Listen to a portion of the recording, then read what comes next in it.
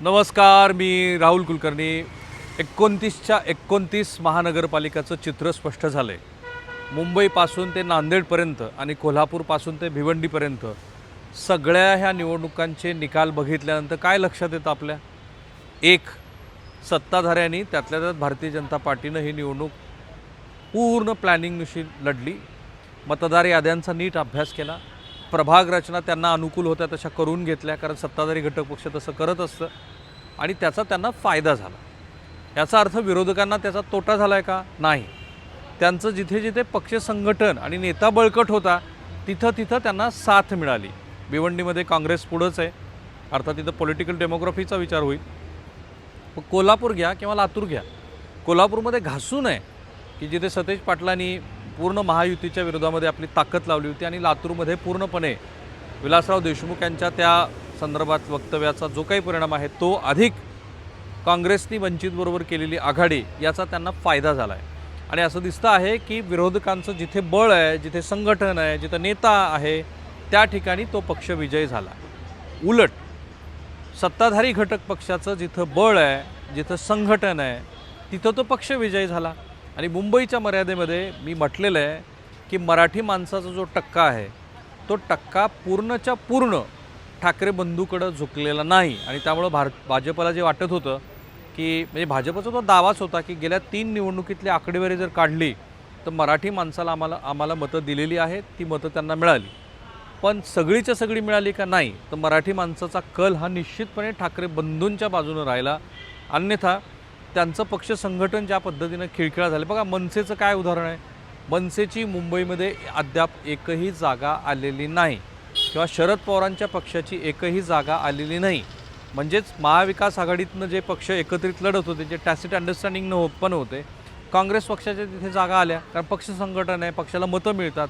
पण ठाकरे बंधूपैकी मनसेला मात्र अजिबात जागा मिळाल्या नाहीत आणि तोच त्यांच्यासाठी सगळ्यात महत्त्वाचा मुद्दा ठरला. कारण त्या ठिकाणी काँग्रेस त्यांच्याबरोबर आली असती, ठाकरेंच्याबरोबर, हे मागं पण मी म्हटलेलं आहे की मनसेला बरोबर घेण्यापेक्षा काँग्रेसला बरोबर घेण्याचा फायदा हा अधिक उद्धव ठाकरे यांना झाला असता. कारण त्यांच्याकडं तो जो नवमतदार होता, तो नवमतदार झुकला होता, जो अल्पसंख्याक समुदायाचा होता, जो दलित बांधवांचा होता, तो ह्यावेळेला वजा झाला. ती वजावट उद्धव ठाकरे यांना कुठेतरी अडचणीची ठरली. कारण राज ठाकरे यांच्या निमित्तानं जो काही मतदार येणार होता तो कोण मतदार होता? तो मतदार होता जो मराठी टक्का आहे. तो यावेळेला जर मराठी विरुद्ध हिंदी भाषक अशी लढाई झाली असती तर कदाचित तो राज ठाकरे यांच्याकडे शिल्लकसुद्धा राहिला नसता. त्यामुळे ती गणिती चुकली. पण जे मराठी माणसाचं मत आहे, जे मन आहे, ते उद्धव ठाकरे यांच्याबरोबर गेलं, ठाकरे बंधू यांच्याबरोबर गेलं. पण ते ज्या प्रमाणामध्ये जाणं अपेक्षित होतं तसं गेलेलं नाही. त्यामुळं तिथं असलेल्या उत्तर भारतीयांचा, बिहारींचा, दाक्षिणात्य, गुजराती मंडळींचा जो काही टक्का आहे त्या टक्क्याचा भाजपला उपयोग झाला. मताचं त्यांनी पोलरायझेशन केलं. तर नवनाथ बन जे त्यांचे प्रवक्ते आहेत त्याच्याबद्दल आपण बोलूया. नवनाथ बन यांच्या मतदारसंघामध्ये पॉलिटिकल डेमोग्राफी अशी होती की जिथे मुस्लिम बांधवांचं मतदान अधिक आहे, पण तिथे त्यांनी 17-18 उमेदवार उभा केले. तिथं डिवायडेशन झालं.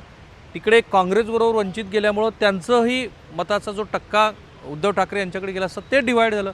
त्यामुळे डिवाईड अँड रूल या मुद्द्यावरती भाजपनं फक्त मुंबई जिंकले तर पुणे पण जिंकलं. कारण पुण्यामध्ये आत्ता जवळपास 90 ठिकाणात भाजप पुढं आहे. जर तुम्ही त्यांची टॅली काढून बघितली तर काय दिसतंय?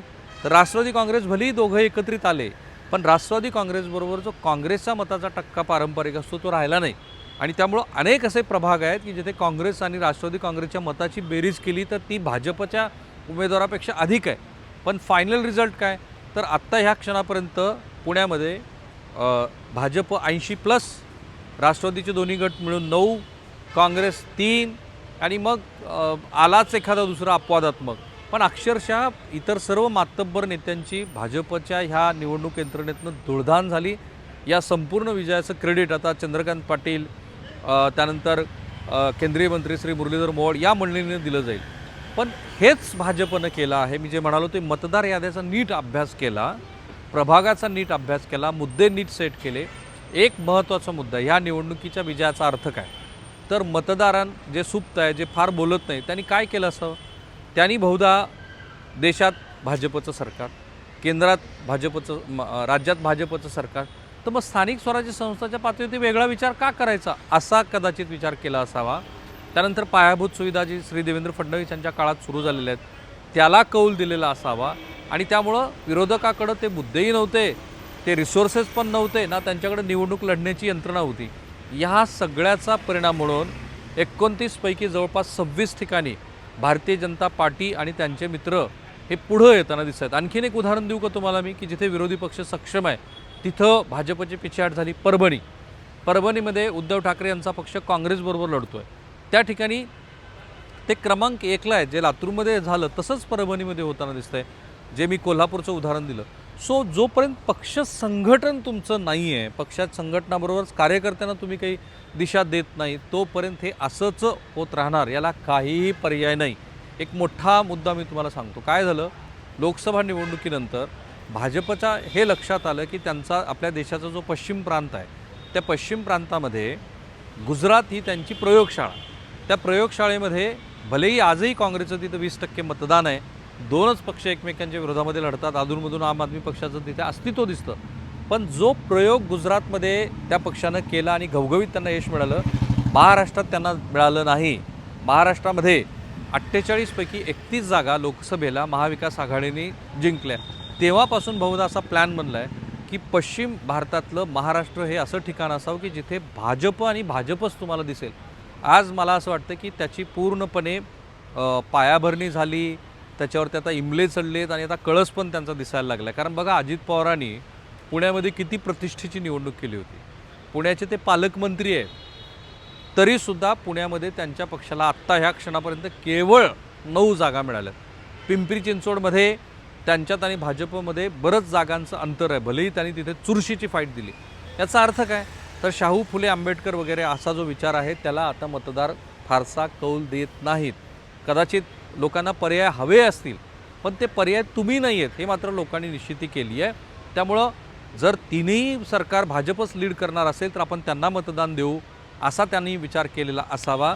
आणि मी जे पुन्हा पुन्हा सांगतो आहे की मतदार यादीचा नीट अभ्यास करणं, प्रभाग रचनेचा नीट अभ्यास करणं, सतत वेगळे सर्वे तयार करून घेणं, त्याच्या माध्यमातून भाजप निवडणूक लढते. काय आहे, काही प्रेक्षक अपवादन ज्यांना असं वाटतं की सतत या पक्षाची तळी उचलली पाहिजे किंवा त्या पक्षाची तळी उचलली पाहिजे, त्यामुळं खरं गल्लत होते. तुम्ही बघा, मुंबईमध्ये वार्तांकन करणारी अनेक मंडळी ही अशी होती की ती एककल्ली पद्धतीनं वार्तांकन करत होती. आम्ही असे होतो की जे सांगत होतो की असं करत असताना प्रत्यक्षात जमिनीवरती काय दिसतं आहे त्याचा नीट अभ्यास करा. आणि अंतिमतः त्यामुळं तुम्हाला कदाचित तुमची गफलत होणार नाही निकालाच्या दृष्टीनं. आज काय दिसतंय, जेवढं आणि जसं आम्ही प्रिडिक्ट करत होतो, जसे अंदाज बांधत होतो, आज तसेच रिझल्ट आलेले आहेत. त्याची कारणं पण मी तुम्हाला लगोलग सांगितली. माझ्या मते तिन्हीकडं एकच सरकार असावं, एकाच मताचा पक्ष असावा. कदाचित ह्या कारणामुळं जी अर्बन पॉप्युलेशन, एक मुद्दा लक्षात घ्या आणि तिथे थांबतोय मी, महाराष्ट्र हे शहरीकरण वाढत असलेलं राज्य आहे. आज महाराष्ट्रामध्ये जवळपास 55-60% शहरी भाग आहे. या शहरी भागामध्ये राहणाऱ्या लोकांना पायाभूत सुविधा हव्या आहेत. त्या सुविधा देणाऱ्या पक्षाला ते मतं करतात, मतं टाकतात. आणि पुन्हा ह्या रेवडी कल्चरचा मोठा प्रभाव आहे. लाडक्या बहिणी आहेत, मतदान पैशावरती होतं आहे, 10-10 हजार 15-15 हजार मताला पैसे वाटलेत. कुणी कितीही नाही म्हटलं तरी सत्ताधारी घटक पक्षानं प्रचंड प्रमाणामध्ये पैशाचा वापर केला आहे, तरीसुद्धा मतदारांनी त्यांना कौल दिला. त्याचं मुख्य कारण मला असं दिसतं आहे की विकासाच्या प्रारूपाला, जे काही असेल ते खरं खोटं, त्या विकासाच्या प्रारूपाला अजूनही मतदारांचा कौल आहे. आणि त्यामुळं अशा पद्धतीचे निकाल महाराष्ट्रामध्ये आले. तुम्हाला काय वाटतं जरूर कळवा या व्हिडिओच्या कमेंट बॉक्समध्ये. चॅनल सबस्क्राईब करा आणि अधिकात अधिक लोकांपर्यंत हे व्हिडिओ जाऊ द्या. थांबूया.